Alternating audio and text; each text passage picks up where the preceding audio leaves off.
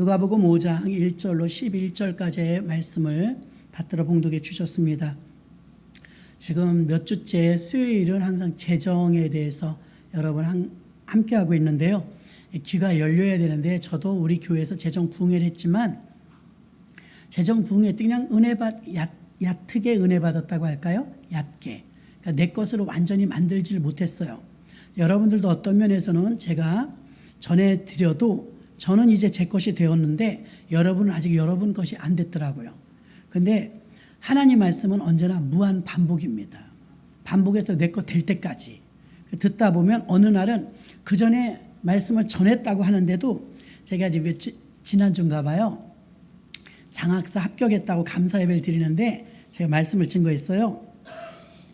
그랬는데 그 중에 이제 어느 사모님이 오셨는데 어디서 그런 말씀을 해요? 자기 그런 말씀 처음 들었대요. 그래서 그 말씀 전에도 들으셨다고.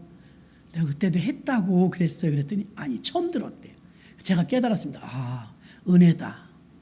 우리 성도님들도 가끔 그럽니다. 제가 똑같은 말씀을 기도원 가서 전하거든요. 처음 듣는 것처럼 들어요. 그러니 은혜 아니겠습니까? 그러니까 또 저 같은 사람이 있나 봐요. 오늘도 또 들으시고 여러분들 여러분 것 만드시길 바랍니다. 늘 들었던 말씀, 읽었던 말씀 가운데서 내게 깨달음이 없었지만 깨달음이 올 때가 있어요. 이것이 내 것이 될 때가 있습니다. 누가복음 5장은 너무나 잘 아는 말씀이고 많은 사람들이 바다로 오죠.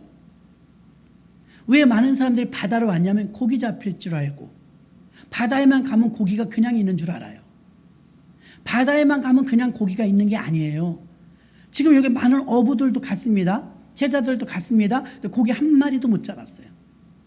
생각과 같이 되지 않더라 이거죠.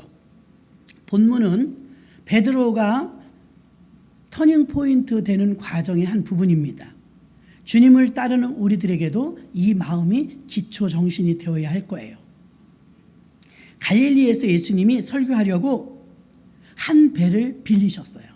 배가 많잖아요. 한국에 가면. 배가 많은데 그 배 하나를 빌렸는데 마침 누구의 배요? 베드로의 배였어요. 원형 극장처럼 생겨가지고 갈릴리 바다가 이렇게 타원형으로 생겼습니다. 그러면 여기에는 많은 그 오병이의 기적이 일어나고 빈들, 돌짝밭, 또 길가밭, 옥토밭 다 거기 있어요. 그 위로 지금은 팔복교회를 지어놨는데요. 산상수훈을 했던 곳이에요. 갈릴리 바다 위에. 거기에 사람들이 이렇게 언덕이 비스듬하니까 5천 명이 막 앉는 거예요. 목소리가 들리겠어요, 여러분? 안 들려요. 근데 예수님이 왜 갈릴리 바다에서 복음을 전하셨나 했더니 거기가 지역적으로 기가 막혀요. 지역적으로. 그러니까 바다에다 배를 띄워서 조금 이렇게 떨어지면 이렇게 뒤로 가서 전하면 어떻게 되냐면 이렇게 무대처럼 생겨가지고 모든 이 산등성에 앉으신 분들은 앞에서 이 예수님이 소곤소곤해도 다 들려요. 마이크가 없을 때잖아요. 거기 지리적으로 그렇게 생겼어요. 그 조그맣게 말해도 다 듣는 거예요.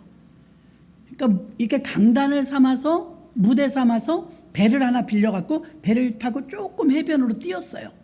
그래 많은 사람들이 얼굴이 보이잖아요. 그리고 말씀을 증거하니까 아멘 아멘 하는 거예요. 예수님도 보니까 이왕의 복음을 증거하는데 어차피 한번 설교하시는데 효과적으로 전하셨다 이거예요. 효과적으로. 그래서 배를 빌려가지고 육지 쪽에 사람들이 앉고 해변에 배를 띄워서 올라타시고 음향이 없이 고루고루 잘 들릴 수 있는 갈릴리 호수의 구조에서 효과적으로 복음을 전파하기 위해서 배를 빌리신 것을 알 수가 있습니다. 그리고 이제 설교를 1시간이나 2시간 하셨겠죠. 한두 시간 말씀을 다 전하시고 나서 다 쓸 때까지는 아무 얘기도 없었고 빌릴 때도 아무 얘기도 없었어요. 근데 다 끝나고 뭐라 그럽니까? 예수님께서는 배 주인인 베드로에게 깊은 데로 가서 그물을 던져라 그랬어요.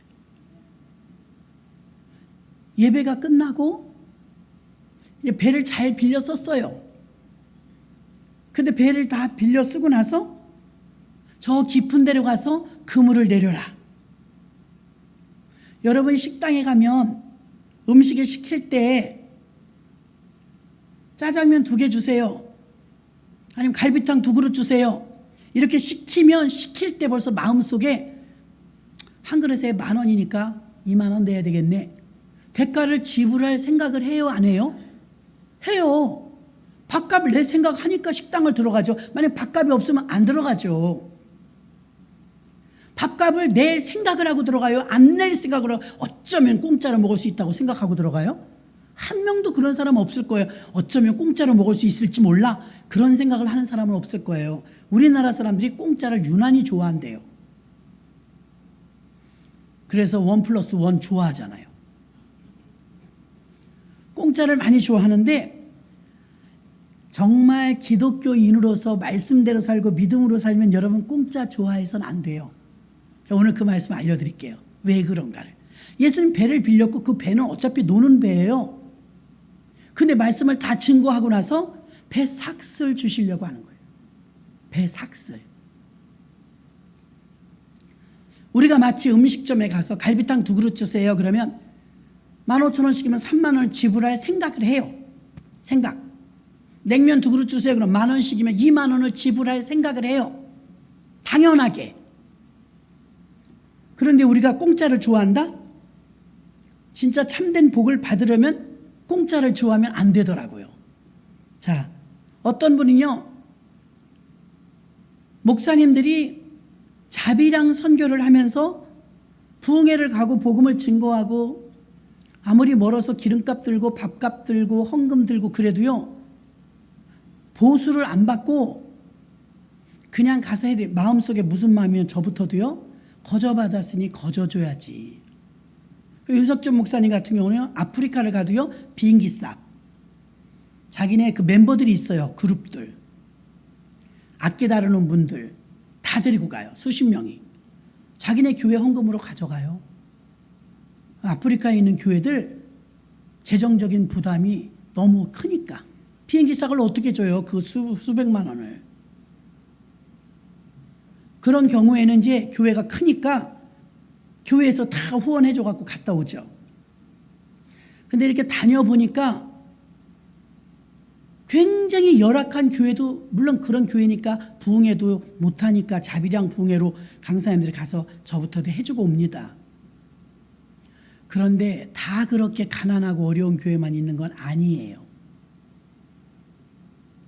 괜찮은데도 불구하고 저 단체에다가 신청을 하면 무료로 해준대.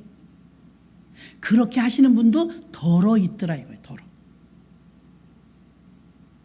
자기의 재정력이 됨에도 불구하고. 안타깝지요? 우리가 복을 받되 떨이 상품 받듯이 받으면 안 돼요. 떨이 그러면 그 좋은 건 아닙니다. 떨이는 다 팔고 남은 거죠. 비싸지 않게 싸게 팝니다. 그럼 아침에 들고 나온 칼치를 저녁에 떨이하면 내일까지 가면 상하는 거예요. 그래서 싼 거예요. 우리는 이제 냉면집에 냉면 먹으러 가면요. 저도 그래요. 저도. 잘해주세요. 그럴 때 있어요. 잘해주세요. 여러분도 아마 그럴 거예요. 우리는 10,000원짜리 냉면 먹으면서 10,000원짜리 육개장 먹으면서 잘해주세요. 그런다고 더 잘해줄까요? 나 그럴 것 같진 않아요.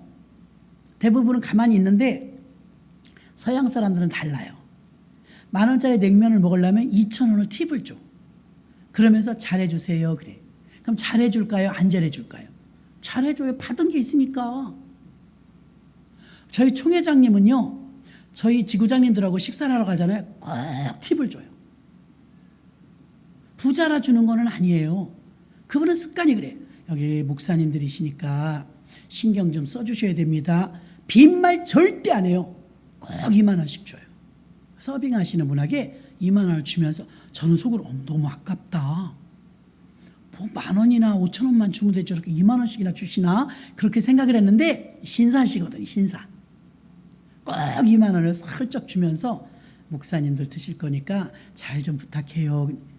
우리 목사님은 돈이 많으신가 보다 이렇게 생각했어요.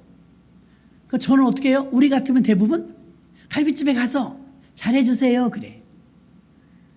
그럼 여러분 팁을 주면서 잘해주세요 하면 그 사람이 잘해줄까요? 안 잘해줄까요? 잘해줄 것 같아요. 서양 문화는 아예 그래요.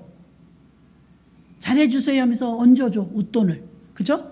얹어줘. 근데 우리는 미국 못 가겠어, 팁 때문에. 우리 팁 주기 싫어서 미국 가기 힘든 거예요. 진짜 팁이에요, 외국은 전부. 우리나라는 팁을 안 받잖아요. 그 대신 뭐 밥값 속에 다 들어있죠. 그래서 제가 이제 배우는 게 어느 권사님하고 미용실을 갔어요, 예전에.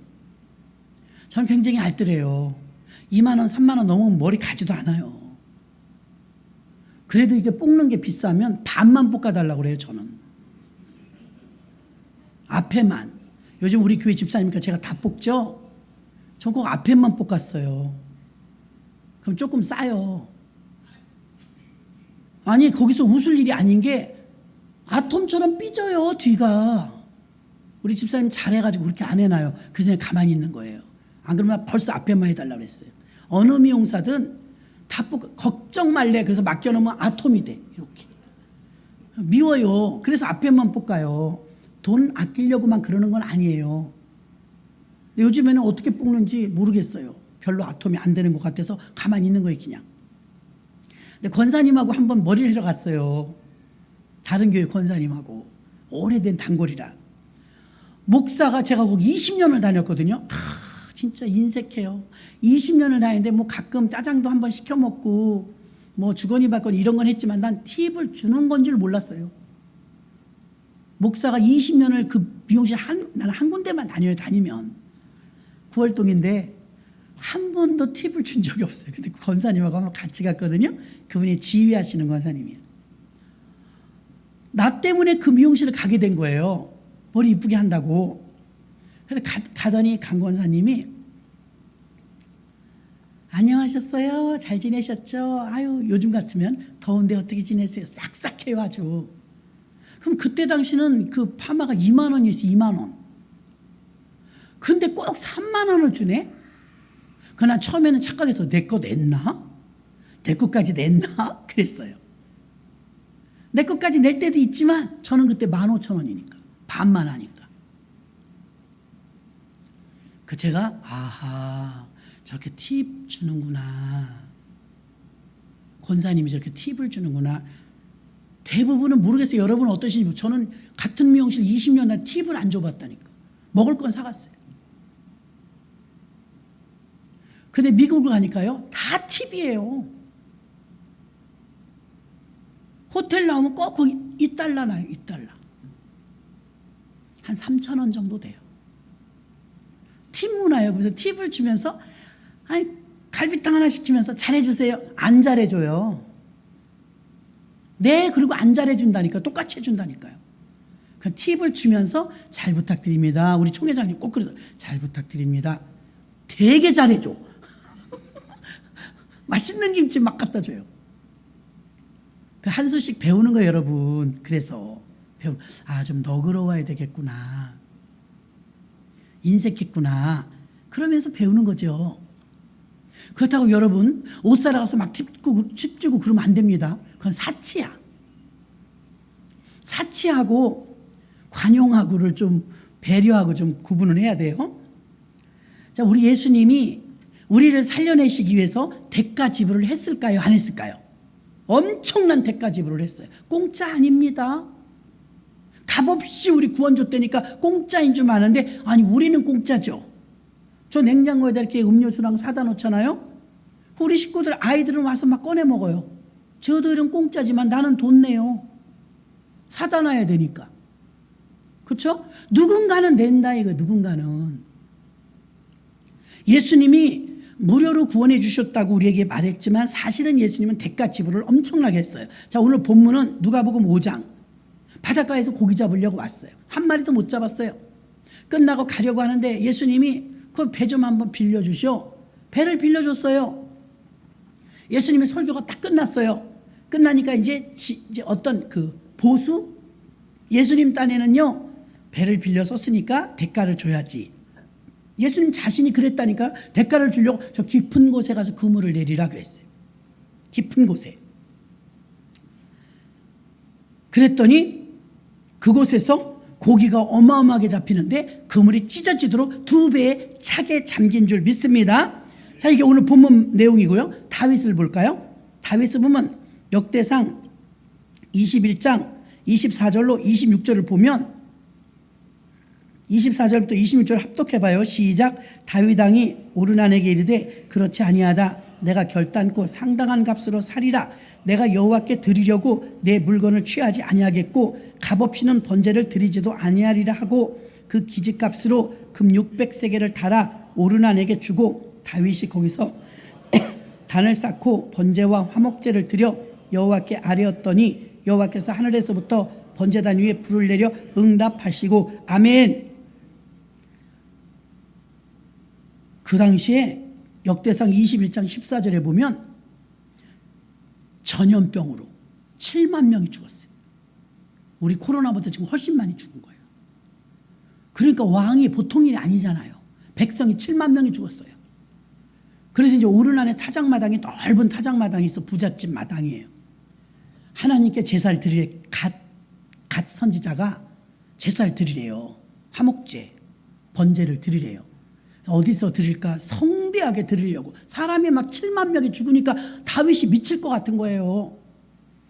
그래서 이제 보고가 들어왔는데 저 오르난의 타작마당이 널찍하고 좋다고 거기서 드리시자고 해서 갔더니 오르난이 왕이 쓰겠다는데 어떻게 안 내나요? 잠깐 쓴다는데 하루.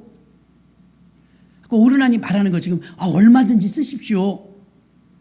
번제에 드릴 나무도 여기 있습니다. 소도 있습니다. 우리나라를 위해서 왕이 쓰신다는데 제가 그 정도는 헌신해야죠. 그리고 이렇게 내놓는다 그러니까 다윗이 하는 말이 지금 아니라 난 상당한 값을 주리라. 내가 왜 공짜로 제사를 드리냐. 하나님께 제사 드리는데 왜 공짜로 드리냐. 내가 드리는 건데 그럼 네가 드리는 거지. 내가 드려야지 왕인데. 그래서 넌 얼마든 부르는 대로 줄 테니까 말하라. 말 못하는 거예요. 그 옆에서 말합니다. 얘 좀 비싸겠어요. 기지값으로 25절에 보니까 그 땅값으로 600세겔을 재료까지 다 해서 600세겔이면 엄청난 돈입니다. 큰 값을 지불하고 오르난의 타작마당을 빌려라. 장작도 사라. 소도 이 집에서 사라. 아까 풍성하게 팔아준 거예요. 그리고 그곳에서 하나님께 성대하게 회개의 제물을 드렸죠. 우리가 지금 읽었잖아요. 26절 하반절 봐요. 여호와를 위하여 다윗이 거기서 단을 쌓고 번제와 화목제를 드려 여호와께 아뢰었더니, 자, 7만 명이 지금 죽어가는 상황이에요. 코로나 같은 전염병으로. 여호와께서 하늘에서부터 번제단 위에 불을 내려 응답하시고, 구약에는 불이 내려야 응답입니다. 불을 내려 응답하시고 상당한 값을 주고 대가를 지불하고 제사를 드렸을 때 하나님이 응답하신 거예요. 공짜로 드렸을 때 응답한 게 아니에요. 하나만 더 볼게요. 창세기 23장 11절로 16절. 아브라함입니다.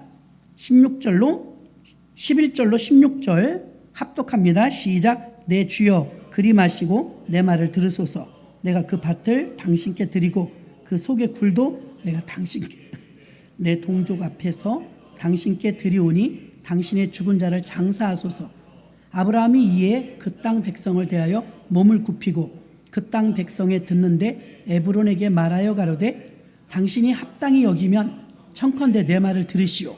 내가 그 밭값을 당신에게 주리니 당신은 내게 받으시오. 내가 나의 죽은 자를 거기 장사하겠노라. 에브론이 아브라함에게 대답하여 가로되 내 주여 내게 들으소서. 땅값은 은 400세겔이나 나와 당신 사이에 어찌 교개하리이까. 당신의 죽은 자를 장사하소서. 아브라함이 에브론의 말에 에브론이 해족속 듣는 데서 말한 대로 상고에 통용하는 은 400세겔을 주고 에브론을 주었더니. 아멘. 자, 여기서 우리가 16절까지 읽었는데요. 19절과 20절 한 번 더 볼게요. 창세기 23장 19절과 20절 어떻게 되었는지 한 번 더 읽어요. 시작. 그 후에 아브라함이 그 아내 사라를 가나안 땅 마므레 앞 막벨라 밭 굴에 장사하였더라. 마므레는 곧 헤브론이라. 이와 같이 그 밭과 그 속의 굴을 헷 족속이 아브라함 소유 매장지로 정하였더라. 아멘. 자, 우리가 조금 아까 읽었던 23장 11절로 16절에 보면 에브론의 밭을 샀대요. 에브론이 아브라함 집안이 워낙에 대단한 그냥 가지세요. 장사 지낼 건데 이 굴 하나 그거 못 드리겠습니까? 그냥 쓰세요. 그런 거예요. 아니라 내가 에브론의 굴을 그냥 쓸 수 없지. 상당한 값을 주리라. 얼마쯤 될까? 그러니까 은 400세겔 정도 됩니다. 은 400세겔을 쳐줬어요. 그리고 당신의 죽은 자를 이제부터 거기다 장사하소서. 아브라함은 고향을 떠나왔잖아요. 타지잖아요. 하나님이 약속한 땅 가나안입니다. 이방인의 땅입니다. 아브라함은 헤브론의 막벨라 굴을 그냥 가지라는데도 당당한 값을 치렀어요. 그리하여 이방 땅인 가나안을 후손의 땅으로 합법적인 소유지를 만들어서 대가를 지불하고 땅을 그냥 얻은 게 아니고 땅값을 잘 지불하고 대대로 그 열조에게로 갔더라. 열조에게로 갔더라. 그 말은 우리나라는 잘해야 부부 합장하잖아요. 조상 대대로 한 곳에 묻은 건 난 못 본 것 같아요. 부부 합장은 봤어도 이 나라는 그렇게 안 해요. 무덤 안에 들어가면 굴이에요. 걸어 들어가잖아요. 예수님도 그랬어요. 그러면 염을 하느라고 무덤마다 무덤 안에 도마처럼 생긴 시신을 올려놓는 돌판이 있어요. 여러분 성지순례 가면 보게 될 거예요. 딱 관만해. 관만한데 이렇게 서서 놓을 수 있도록 좀 이렇게 책상 높이 정도 높이 기다랗게 이렇게 짜놨어요. 돌로. 그게 하나 있어요. 무덤마다. 근데 아브라함이 죽었다. 거기다 올려놓는 거예요. 아브라함이 죽었을 때 그 염을 다 해요. 몰약을 발라서. 그 다음에 세월이 지나니까 아들 이삭이 죽었네. 이삭이 죽으니까 그 굴로 또 가. 들어가 보니까 아브라함이 뼈만 남았어. 그쵸? 그래도 세월이 흘렀으니까 살은 다 없어졌을 거 아니에요. 뼈만 남았어요. 뼈를 이렇게 수습해서 저 안쪽으로 넣어. 그리고 이번에 이삭을 거기다 뉘어. 그 세월이 흘렀어요. 이삭이 또 죽었네. 이삭이 죽었으니까 야곱이 들어갔을 거 아니에요. 아버지를 또 그리 가져가. 그러니까 아브라함은 뼈로 저 안에 들어갔고 지금 이삭이 누워 있잖아요. 이삭도 뼈다귀만 남았네. 뼈를 또 잘 수습해서 아브라함이랑 또 아브라함 낳던 그 뼈랑 붙여놔. 거기다 또 다 밀어놔. 계속 밀어놓는 거야 안쪽으로. 그러면 이제 여기 누가 누웠어요? 이삭 누웠던 곳에 나중에 야곱이 또 죽었네. 야곱이 죽으니까 야곱이 들어갔을 땐 이삭의 또 뼈만 있을 거 아니에요. 이삭 뼈를 집어넣고 야곱을 넣고 대대로 이렇게 해서 자기 열조에게로 돌아갔더라. 자기 열조에게로 돌아갔더라. 성경이 이렇게 써 있는데 그 말이 뼈가 한 군데 다 뭉쳐 있어. 세대 차이는 엄청나죠. 그 나라는 그래요. 풍습이 다 몰려 있는 거예요. 조상들이. 그래서 저는 아브라함 거는 못 들어가 봤는데 헤롯 왕이 2살 이하의 어린아기들 죽였잖아요. 거긴 들어가 봤어요. 카타콤에. 자잘한 뼈가 수북한 거예요. 근데 예수님 묘에는 들어가 보니까 정말 침대에 싱글 조그만 것처럼 이렇게 그 돌판이 제법 커요. 어른이 누워야 되니까. 근데 아기들 죽인데 거기는요. 마치 우리 정육점이나 생선집 가면 둥그런 그 판 있잖아요. 닭 자르고 뭐 하는 거 있잖아요. 도마. 그런 둥그런 원형 돌이 거기 있는 거예요. 세상에 아기가 어리니까 2살 이하니까 거기다 놓고 목을 딱딱 친 거예요. 2만 명. 너무 잔인했죠 헤롯 왕이. 그러니까 이 아이들의 유골을 다 굴 속에 밀어놨는데 그게 카타콤이 된 거예요. 지금 수도원이 있어요. 수도원. 바글바글해요. 뼈가. 보고 왔다니까요. 거기다 뭐라고 편말을 써놨는데 제가 못 읽잖아요. 그 나라 말을. 근데 가이드가 읽어주는 거예요. 헤롯 왕 때 죽은 아기들이라고. 세상에 끔찍해라. 이제 상상이 되잖아요. 아 이렇게 뼈가 무더기로 같이 모여 있겠구나. 아브라함, 이삭, 야곱, 요셉 다 거기 무더기로 있는 거예요. 그게 열조에게로 돌아갔더라. 세대 차이는 많이 나지만 뼈가 다 뭉쳐 있는 거예요. 한 족속이. 그래서 아브라함이 제일 처음에 산 무덤이 막벨라 굴이에요. 에그론에게 샀지만 나중에 여기 도시 이름이 헤브론이 되죠. 그리고 다윗이 왕이 됐을 땐 여기가 수도가 돼요. 가보면 약간 등성 위로 있더라고요. 대가를 당당하게 지불해서 후손을 마음껏 쓰도록 해놨다 이거 후손을. 그래서 아브라함이 사놨는데 이삭도 들어가고 요셉도 들어가고 야곱도 들어가고 다 들어가도록 준비를 해놨다 이거죠. 그때 은 400세겔의 돈을 줬다 이거예요. 돈은 당당히 주고 지불했다는 거예요. 비싼 옷이나 명품 또 비싼 음식을 먹을 때 우리가 좀 우쭐해지기도 하지만요. 비싼 음식이나 비싼 옷을 입었다고 해서 당당한 게 아닙니다. 믿음의 사람들은 싼 거 입어도 싼 음식을 먹어도 구차하지 않고 당당해야 될 줄로 믿습니다. 하나님 나라의 정신은요. 원칙이 있어요. 본문에서는요. 4절에 보니까 말씀을 마치고 시몬에게 이르시되 깊은 데로 가서 그물을 내려 고기를 잡으라. 이제 삭슬 주고 싶은 거예요. 배를 빌려 썼으니까. 5절과 6절 보니까 시몬이 대답하되 선생님 우리가 밤이 맞도록 수고하였지만 얻은 것이 없어요. 그러나 말씀에 의지하여 내가 그물을 내리리다. 6절 그리한즉 고기를 애운 것이 심이 많아 그물이 찢어지는지라.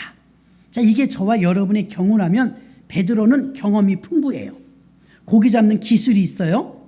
또 그동안 잔뼈가 굵기 때문에 바다에서 뱃사람으로 살았어요. 그리고 느낌상 이건 지금 안 되는 거예요. 그렇죠? 베드로는 지금 자기 경험과 기술과 지식과 자기 생각으로는요. 여기 고기 지금 깊은데 물고기 금을 넣어봐야 안 된다는 거예요. 안 된다는 거예요. 그래서 자기가 알고 있는 것과 지금 주님이 하시는 말씀이 충돌이 일어났어요. 그럼 여러분은 어떻게 하십니까? 우리도 그럴 때 많잖아요. 그럴 때 많아요. 아유 그렇게 했다가 뭐 잘못되면 어떡해요. 내가 책임져야 되잖아요. 아유 정말 그거 믿을 수 있어요? 책임질 수 있어요? 막 이러니까 무섭잖아요. 베드로는 지금 그 바다에서 잔뼈가 굵어요. 전문가예요. 자기 전문가의 식견으로 지금 이거 안 돼요. 밤새도록 잡았는데 못 잡았는데 뭘 또 집어넣어요. 헛수고지. 자기 생각하고 경험하고 기술하고 이런 것 자기 생각이 예수님이 깊은 데다 그물을 던지라는데 선뜻 던지는 게 아니라 충돌이 일어난다고 일단 머릿속에서. 어떤 사람이 순종하는지 알아요? 이 충돌이 일어났어도 순종 못하는 거예요. 그런다고 되겠어? 그 하나 많아야 밤새 던졌는데 한 번 더 던진다고 고기가 잡히겠어? 자기 생각이잖아요. 경험이고. 이게 충돌이 일어났는데 돌파를 못하는 거예요. 왜 돌파를 못해요? 안 된다는 생각이 빡 사로잡혔으니까. 베드로를 봐요. 오늘 말씀이 굉장히 중요합니다. 그렇지만 자기 생각으로 이거 안 돼. 밤새 던졌는데 뭘 한 번 더 던져. 헛수고지. 그렇지만 말씀과 내 지식과 내 경험에 충돌이 일어났는데 그러나 여기서 믿음으로 산다는 것은 내 경험과 생각과 지식과 감정은 믿음이 아니에요. 현실이지. 이것을 돌파해야 되는데 믿음으로 사는 것은 이것을 돌파하는데 믿음이란 어떤 것이냐? 말씀에 반응하는 거예요. 여러분 이거 잘 알아들으셔야 돼요. 아까워요.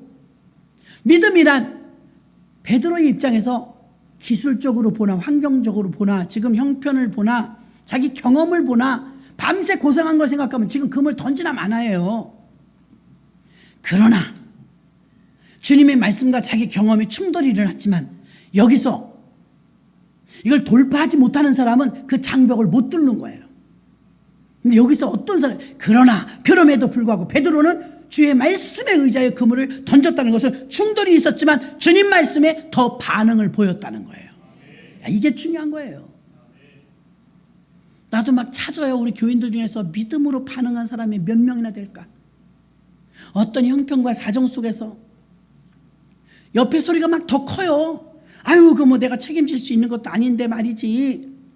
지가 알아서 하게 내버려 둬야지. 내가 왜 그래? 사실은 다 자기를 위해서예요. 탓 듣기 싫은 거, 탓 듣기 싫어서 내버려 두는 거예요. 내 기술, 내 경험, 내 생각, 내 느낌에 한 번 더 던진다고 되지 않아요. 지금 어부가 베드로만 있는 게 아니에요. 지금 쭉 있어요. 다 똑같은 생각을 했을 거예요. 아이, 그게 되나? 저분은 목수라며. 우리는 어부인데 우리가 낫지. 이런 충돌은 우리의 삶 속에서 많이 나타납니다.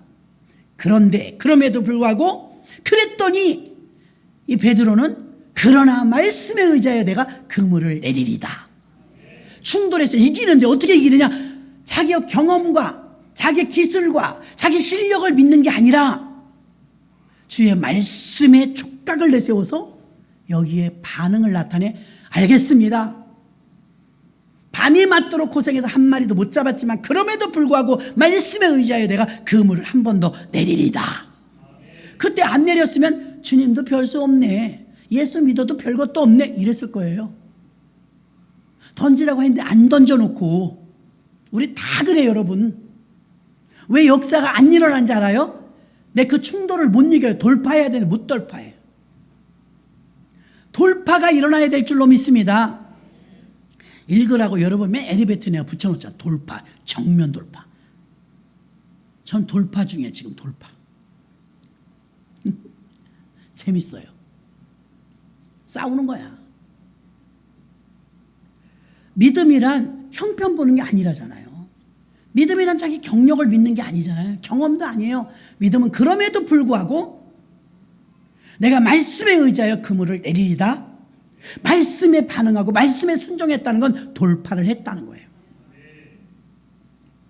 믿음으로 사는 것은 돌파해야 성공적인 삶을 살 수 있고, 이 충돌에서 부딪혀서 지금 우리 주변에는 수많은 사람 가운데 하나님께 쓰임받기를 원하지만 쓰임받지 못하는 수많은 사람들 중에 대부분 많은 지식이 많으면 많을수록 더 쓰임받지 못하는 이유가 이 때문입니다. 하나님을 쓸래도 쓸 수가 없어요. 왜요? 돌파를 못하니까. 머리로만 믿으니까. 6절 봐요.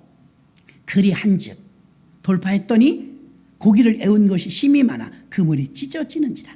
베드로가 충돌을 이기고 말씀의 반응에 순종했더니 고기가 가득하게 잡혀 그물이 찢어졌습니다.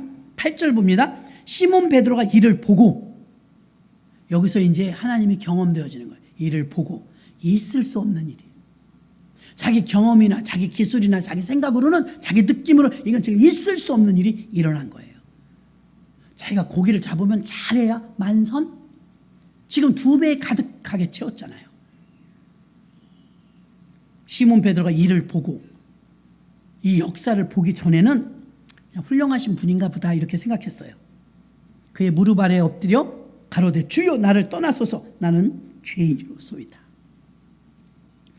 베드로가 2배 가득 채우자 이 일을 보고 자기가 아는 거예요. 사람의 능력이나 사람의 실력으로 우리가 일하는 것보다 훨씬 많이 잡혔다는 거예요. 누가복음 7장 38절인가 보면 주라 그리하면 흔들어 차고 넘치도록 되어서 후히 주신다고 했거든요. 하나님이 주실 때는 째째하게 안 주세요. 오병이어의 기적이 일어날 때도 봐요. 똑똑한 빌립이 이렇게 말했어요. 주님, 이 많은 사람 앞에 조금씩만 먹으려고 해도 200데나리온 돈이 필요합니다. 똑똑해요. 그 200데나리온 돈도 없고 그만큼 떡을 많이 파는데도 없습니다. 부정적으로 보고를 했어요. 근데 안드레가 와서 주님, 어린아이가 도시락을 주님 드리라고 가져왔네요. 이게 얼마나 되겠sab나이까? 이 얼마나 되겠냐 이 말 속에는 원래는 1인분인데 그러나 모르겠습니다. 주님 앞에 가면 이게 어떻게 될지 그 궁금증이 있는 거예요. 근데 예수님이 그 1인분의 도시락을 붙들고 하늘에 들고 우르르 축사했어요. 아버지여, 어린아이가 이것을 내놨습니다.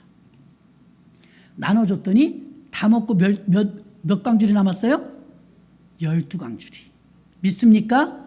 12광줄이가 남은 현상을 보고 시컷 먹고 남은 걸 보면서 보고 놀라는 거예요.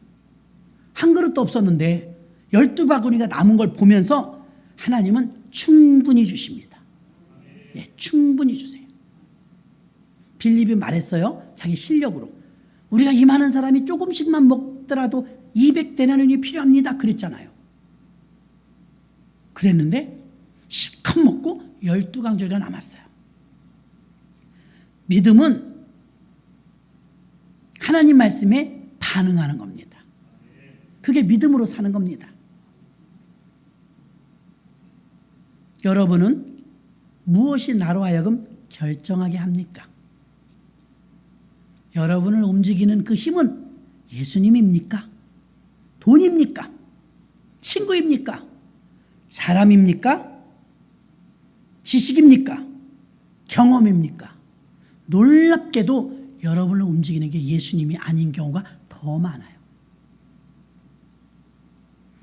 믿음으로 사는 것은 누가 우리에게 하라고 했는데 움직이는 거죠. 그 누구가? 예수님이십니다. 예수님.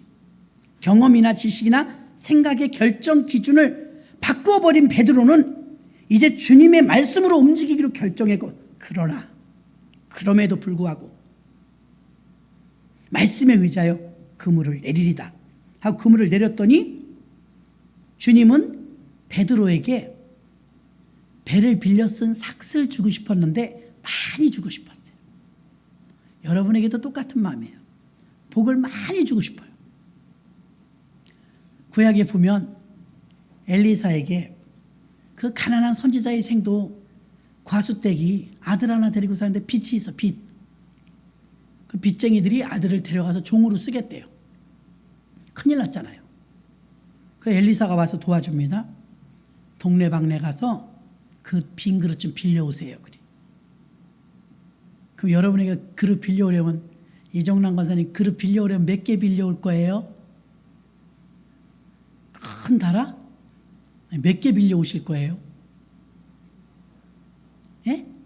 많이, 이제 말씀을 하니까 많이 갖고 온대. 그러나 우리들이 보통 한두 개 빌려올지도 몰라요. 그렇죠? 근데 김장 쓰려면 큰 달아 2개 뭐 이렇게 빌려올지 몰라요. 그릇을 일단 이 여자가 빌려왔어요. 문을 닫아라. 문을 닫았어요. 기름이 이제 한 병밖에 없어. 기름을 그릇에 붓기 시작하는데 세상에 계속 나오네. 수도꼭지 모양. 그 그릇을 다 채웠어요. 그때 만약에 기름이 계속해서 나올 줄 알았더라면 이평원 원사님 더 빌려왔겠죠? 더 빌려왔을 거 아니에요. 어떤 사람한테 빈들에 가갖고 여기서부터 이 빈 공터인데 금 긋는 대로 당신에게 땅을 주겠소. 아 진짜요? 진짜요. 자, 이 나무를 가지고 당신이 가지고 싶은 만큼 땅을 땅 따먹기 그으시오. 여태 안 왔대.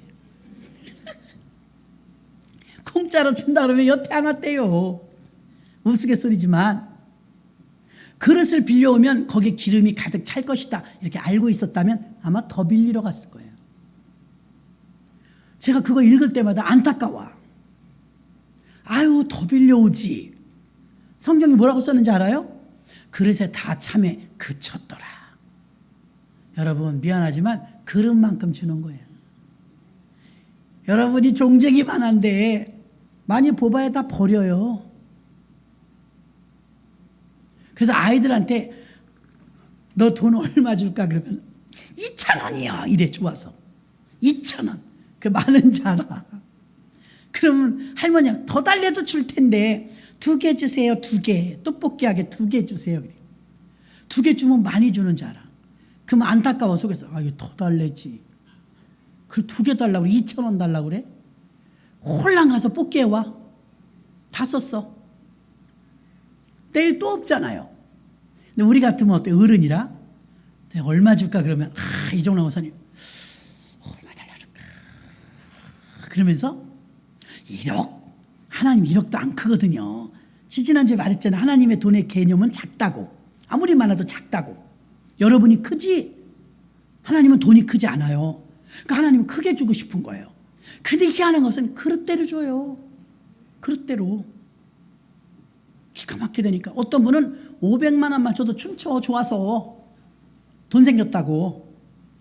근데 어떤 분은 2천만 원을 줘도 아 이것도 모자라는데 이래요. 예수님은 베드로에게 많이 주고 싶었던 거예요. 기쁨으로 배를 빌려줬잖아요. 배 삭슬 내시더라 이거 예수님도. 그래서 차고 넘치게 안겨주신 줄 믿습니다. 아니 물고기를 많이 2배 잠기게 잡았다는 얘기는 돈을 많이 벌었다는 얘기예요. 물고기 팔아서 먹고 살잖아요. 어부니까 돈을 많이 벌었다 이 얘기예요. 근데 베드로가 너무 놀란 것은 이거 보통 분이 아니구나. 왜? 너무나 자기가 전문가니까. 이게 될 게 아니에요. 그래서 늘 말씀드리면 누가복음에 병자 고친 사건이 제일 많이 나오는 것은 누가가 의사니까 더 많이 아는 거예요. 이건 안 되는 건데.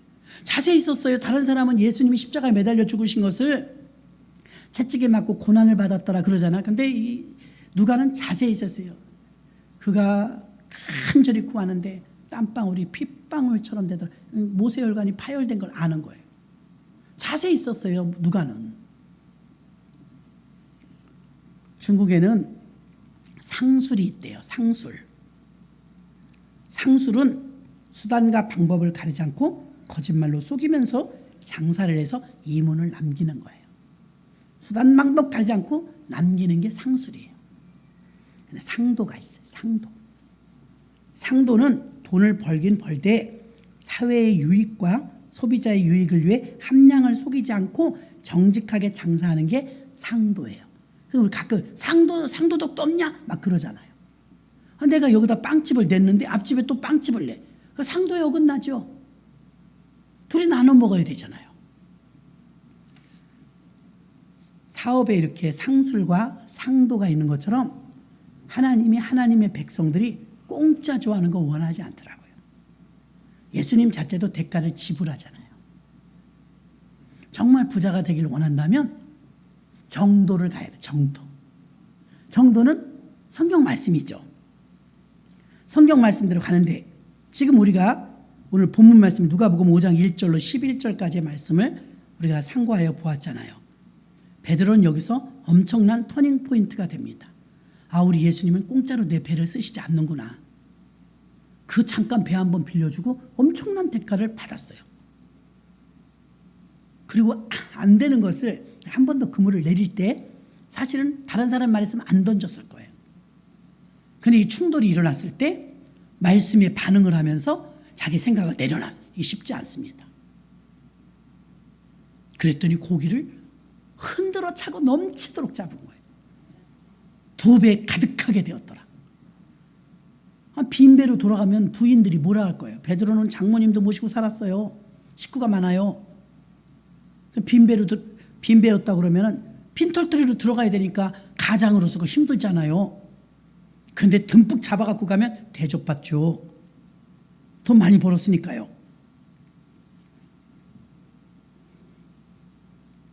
우리가 떨이 상품 받듯이 복 받지 마시고,